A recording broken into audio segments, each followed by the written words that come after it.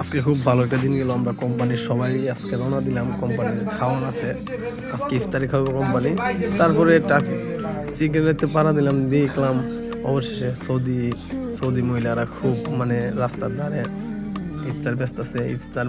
বেচার কারণে আমরা খুব এনজয় করলাম আজকে বাসের ভিতরে।